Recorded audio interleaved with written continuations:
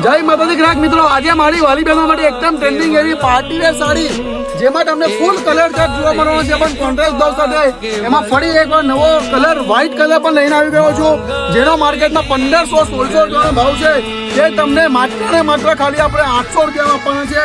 કાપડની વાત કરું તો એકદમ વેટલેસ ટિશ્યુ કાપડ છે અને આખું ઝીણી બુટ્ટીનું કામ છે, જેમાં તમને એકદમ નવા બોલિવૂડ કલર બધા કોન્ટ્રાસ્ટ બ્લાઉઝ સાથે મળવાના છે.